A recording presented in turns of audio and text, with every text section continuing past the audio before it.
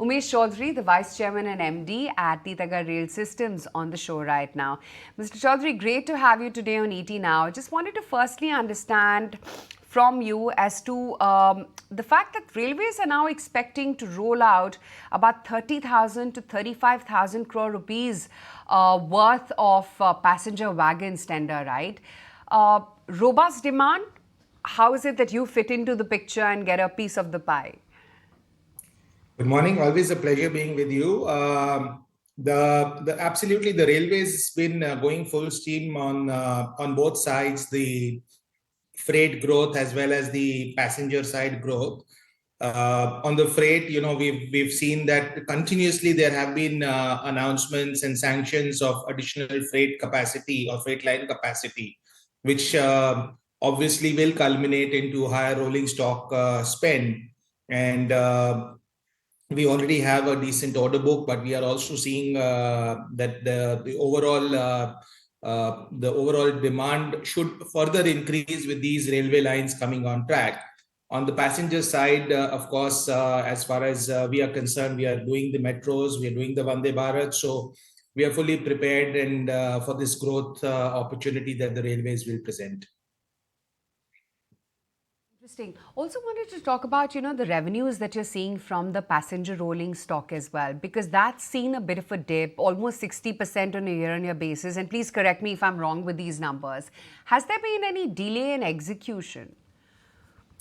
So yes, there has been a dip, and that is primarily because we've been shifting between projects. So, we were executing our first metro project was the Pune project, which was an aluminium car body project. And then we completed that in the Q3, Q4 beginning of the last financial year. And we had announced that we are setting up a new line, which is a stainless steel line, which will be producing the Bangalore metro coaches and then going on producing the Ahmedabad and the Surat metro coaches. So this was very much on expected lines, that there would be a kind of a gap in revenues from the passenger side. So just to give you put the numbers into context, last year we were doing an average of about 3 coaches per year. That dropped down to about half to 1 coach per year. 3 coaches per month, which dropped down to about less than a coach per month because of this switchover.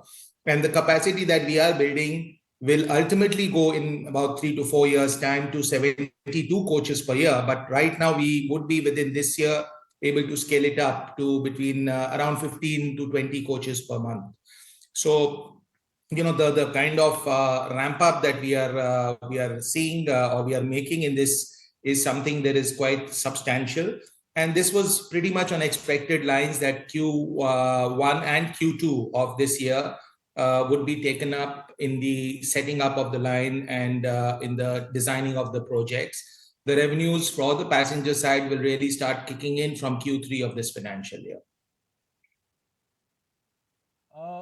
There are indications which perhaps are there that government spending on, let's say, Vande Bharat could go easy. Some order cancellations have started. Are you confident that the government Capex towards railway is going to remain constant? Absolutely, we are confident because I think that, there is no other alternative for the country. The country, in order to achieve its targets and becoming the third largest economy in the world, the railway has to play the role of the backbone of the economy. And I think there is a little bit of a kind of a confusion or a communication gap in the market. There has been no cancellation of any order of the Vande Bharat. There was a tender for aluminium bodied coaches or Vande Bharat, which was not finalized because of some reasons. And, we believe and we hope that this tender will come back in the market. And now, in fact, it is good for us because we will be able to participate. We were not prepared at that time to participate in this tender. But if this tender comes back, we as a company would definitely evaluate our own participation in this tender as well. I also want to talk about Capex here because since you're so confident about the government spending going on, you aim to take your passenger wagon capacity from 300 per annum to about 1200 by FY28. Tell me, what's the kind of Capex and money flow that you've planned for this? So we are actually building it up from, this year we should achieve 250 per annum, and we are building it up to about 800, 850 per annum in the next 3-4 years. We have already announced that we are spending around close to 1,000 crore, including what we have spent over the last year and a half.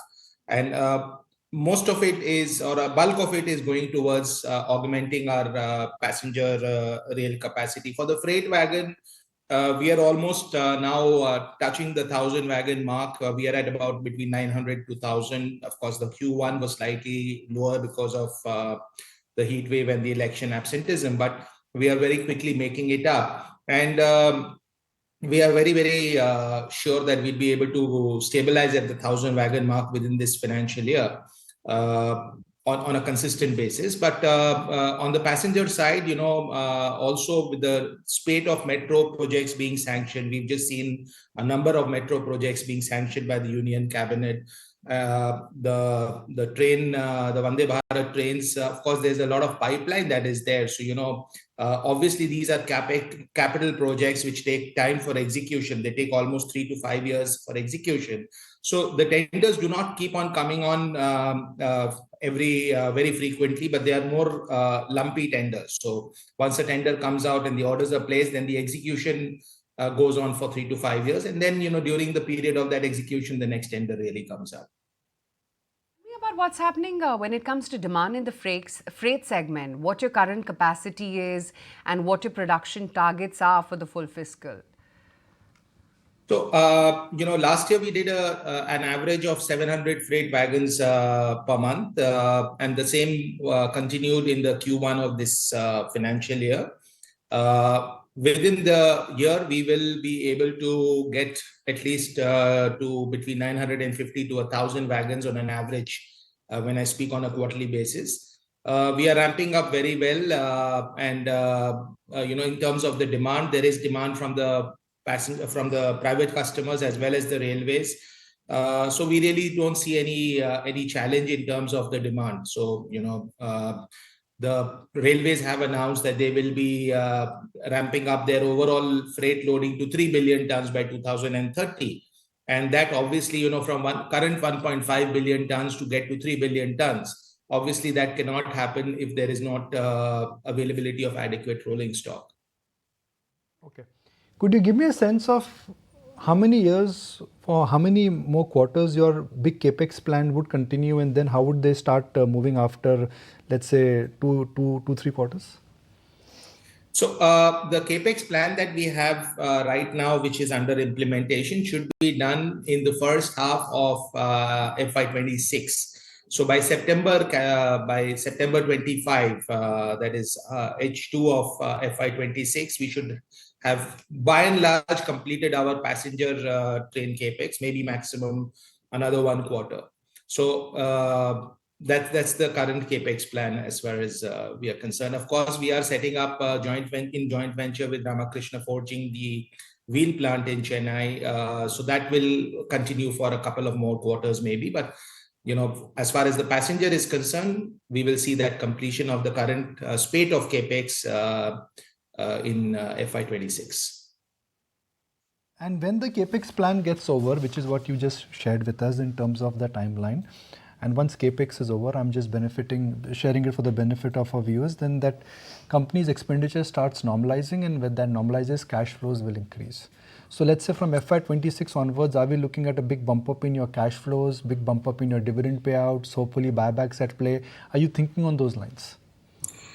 It would be very premature and speculative to speak on that. We are in a very dynamic world, in a very dynamic industry. So, of course, we have always, kind of followed a policy of growing the company. If you see where we were in FY19 from where we have come now, while we have on one side is tried to achieve growth, we have also tried to be very conservative as far as our cash management is concerned. So of course, overall, if the company keeps on growing, what kind of new opportunities come up, and these are factors which will then be presented to the board, and the board decides.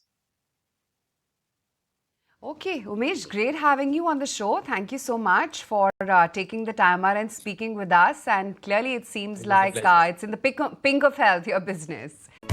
If you like this video, then like, share and subscribe to ET Now.